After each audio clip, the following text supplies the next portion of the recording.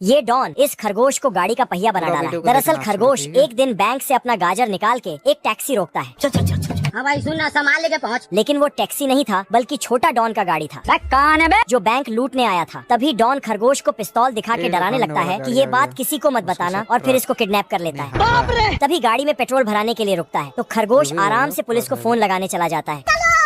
पर डॉन का आदमी इसको खींच के ले जाता है और साथ में टेलीफोन को भी खींच लेता है, जिससे उस साइड का पुलिस वाला भी बाहर निकल जाता है।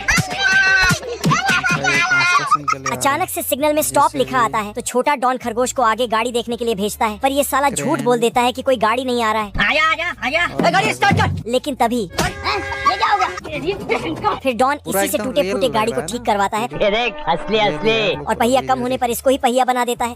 ये बहुत तेज भोंपू बजाता है जिससे इसका सारा हवा निकल जाता है। इधर दो आर्मी सस्ता सा मशीन गन चला रहे हैं। ये आर्मी लोग तोप में गोला डालता है और चला देता है, लेकिन उसमें से गाजर निकलता है। इधर ये प्लेन से छलांग लगाता है और मैं आसमान की ऊंचाइयों में। पर जब पैराशूट खोला तो वह सिर्फ नाम का पैराशूट था, क्योंकि ये सब अभी अभी आर्मी में भर्ती हुआ है, इसलिए खाने के अलावा कोई काम सही से नहीं हो पाता है। मजा आ गया भाई। फिर जब युद्ध पर जाता है तब हवाई जहाज को उड़ाते हुए OX वाला गेम खेलने लगता है। इसके अलावा तोप से भी गेम खेलता है। इधर जनरल मैथमेटिक का दिमाग लगाते हुए परफेक्ट जगह ढूंढता है कि कहाँ तोप गिराना है। गाड़ी स्टार्ट कर। हाँ भाई सुन ना। लेकिन ये नादान लोग उल्टा सुन लेता है और जनरल पे निशाना लगा देता है। तो जनरल क्या बोलूं क्या मैं? ये बतख पेड़ का डाली काट देता है और उसमें काला गम लगा देता है। तभी एक गिलहरी नींद में चलते हुए आता है तो फिर से चलता है। ये क्या है? लेकिन उछल कर अंदर चला जाता है। देख लो भाई। गिलहरी दूसरे गिलहरी को खींच के उठाता है पर इसके हाथ में गम लटक जाता है। अब देख तू। लेकिन जब गम को छुड़ाने की कोशिश करता है तब उल्टा और ही चिपक जाता है, तो इसको इसी तरह खींच कर बाहर ले जाता है। लेकिन तभी गिलहरी का गम छूट जाता है। लेकिन ये साला बतख एक लंबा कैंची लेके गिलहरी को डराने लगता है।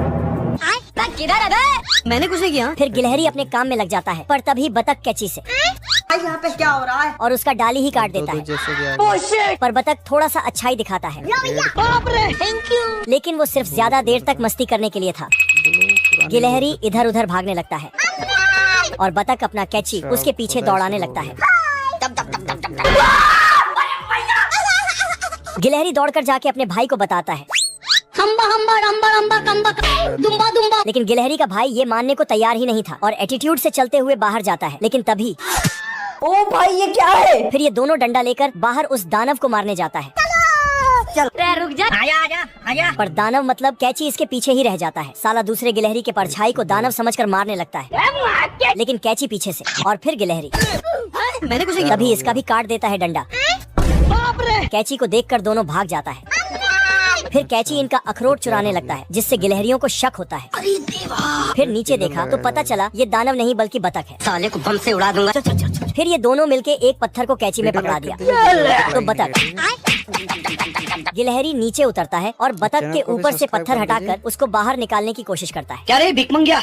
लेकिन बतख का मूड खराब था, इसलिए ये गिलहरियों के पीछे दौड़ पड़ता है और डालियों पर से सर्कस करने लगता है। पर तभी गिलहरियां पत्ती में छिप जाता है तो बतख उसे ढूंढ नहीं पाता है, तो जाके घास काटने का मशीन ले आता है और पूरा पेड़ पर दौड़ाने लगता है। तो गिलहरियों ने एक गजब का दिमाग लगाया। बतख को बेवकूफ बनाकर बिजली के तार की तरफ भेज दिया। तभी बतख को होश आया, लेकिन तब तक खत्म।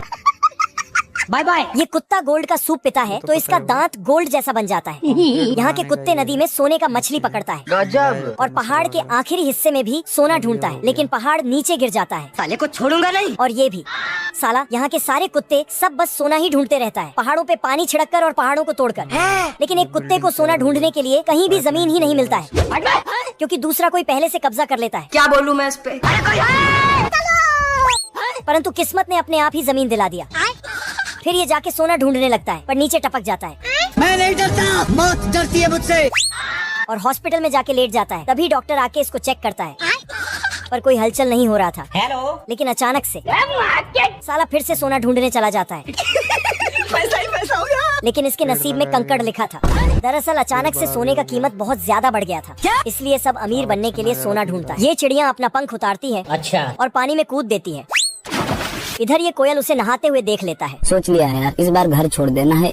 तो ये अपना काम धंधा छोड़कर उसके पीछे जाने लगता है। लेकिन कोयल लकड़ी का बना था, इसलिए ये उड़ नहीं पाता है, तो ये डाली में लटक जाता है।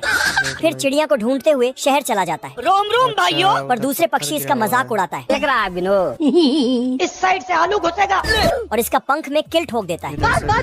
ओह शिट, बाप रे। तभी वो चिड़िया इसके सामने से मटकती हुई जाती है। क्या माल है यार। तो इसका दिल साला चिड़िया के पीछे पीछे जाने लगता है।